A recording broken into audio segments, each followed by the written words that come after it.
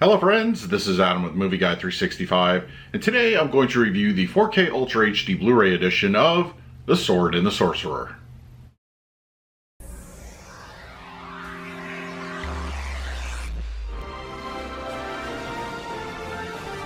If you're new to the channel, please hit the like button, subscribe, hit that bell notification. You can also find me over Twitter, Instagram, and Letterboxd at Movie Guide 365. Okay, The Sword and the Sorcerer is here on 4K Ultra HD Blu-ray, released by Shout Factory. It can be found at your online retailers. Now, as far as the film itself, when it comes to the history of this one, the only time I've ever watched this movie was part of my dad's VHS collection. I think I was maybe 8 or 9. And of course, you have similar movies at the time that came out, such as Dragon Slayer, Beastmaster, Excalibur, and I've always been drawn to fantasy films, but for some reason, this one, I never really went back to. So it was kind of an interesting experience to really revisit this one as an adult, and I have to say, it's a film. It really isn't going to be, I would say, high caliber. It has some, you know, one of the things I really enjoy about the movie is the setting. I think the set pieces are fantastic. Costuming is excellent. But for some reason, the fight scenes are a little too slow in the choreography. Actually, there's a point where you could just tell like an entire group of people are just play fighting. And some of the dialogue is not really great. But, you know, the heart of the film, the fantasy, the story, I think it's okay. It's not something I would necessarily go back to quite frequently, but now that it's part of my 4K collection, I'm going to give this one another shot in a year or so and, you know, really kind of dive into it. But it was really an interesting experience watching this one again. You know what, and I'm very appreciative that a company like Shout Factory is going to release an older fantasy film like this, and I give them kudos for that. So yeah, The Sword and the Sorcerer, you know, it is what it is, but you know, for those that enjoy it, you're definitely getting a treat here with the 4K release. All right, we're going to talk about the picture quality and the audio in just a moment, but first, let's do a quick unboxing. Okay, we have the 4K Ultra HD slipcover edition of The Sword and the Sorcerer from Shout Factory. I like the artwork. It kind of reminds me of some Frank Frazetta work, but yeah, it looks really cool. I'm a fan of it.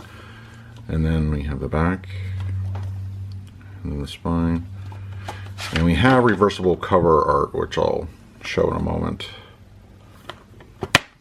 Then we have some very nice artwork on the discs, and we have some reversible cover art, which I like also. I think it's from original, from its initial release, but yeah, very cool.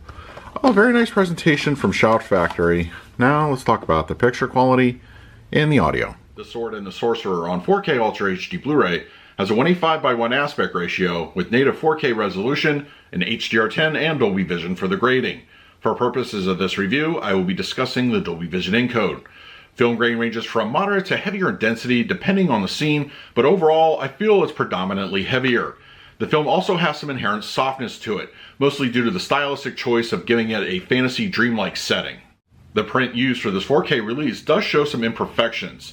I noticed some white specks and dirt, mostly in the first 10 minutes of the film, and those blemishes appear off and on throughout the movie, but they were most noticeable in those opening minutes. As for the colors used in the film, the palette doesn't really pop visually in the 4K Ultra HD, but instead provides a refined appearance with Dolby Vision. Colors for the most part look very good. Red in particular I think stands out with costuming and lighting. The scene at the beginning of the movie when Cromwell is resurrecting Zusha, for instance, is a good example of this. When some of the characters use torchlight, the flames look vibrant when it appears on screen, and flesh tones appear natural and more on the warm side throughout.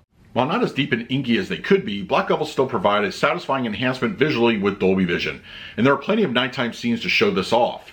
Shadow detail is also really good with darker interior scenes, though I did notice a little bit of black crush in 1 or 2 instances, but it wasn't anything that was prominently featured. And black levels aren't perfect, but considering the age and condition of the print used, it's a passable grade. The 4K resolution offers texture enhancement, but it's mostly reserved for close-ups, facial features, and costuming benefiting the most. And the picture overall isn't razor sharp with detail, but once again, considering the stylistic softness of the film, age, and condition of the print used, it's a good upgrade from any previous release. The Sword and the Sorcerer on 4K Ultra HD Blu-ray supports a DTS 5.1 as well as a 2.0 stereo mix.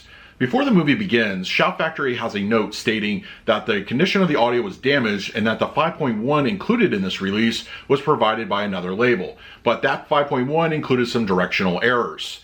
Shout Factory recommended in the note that one should watch the film with a 2.0 stereo, which itself has some static in the playback.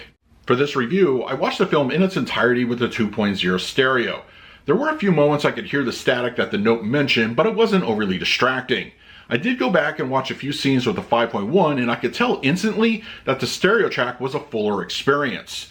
The 5.1 was fine during the few scenes I sampled, but it felt a little thin and I didn't get a sense of dynamic surround sound activity. It's there if you want it, but for me, I think I would stick with the 2.0 stereo track going forward.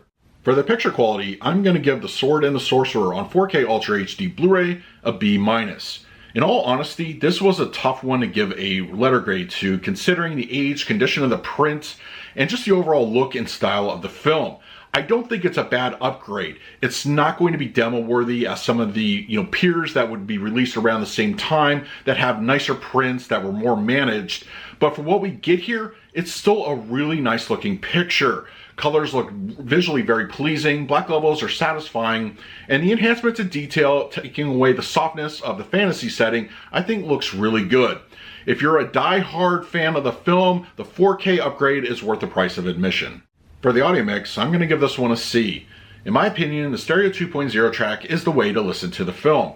It's not perfect, it has some imperfections in the audio source, a little bit of static, but I think the music sounds very grand, and the action scenes I feel have a good energy.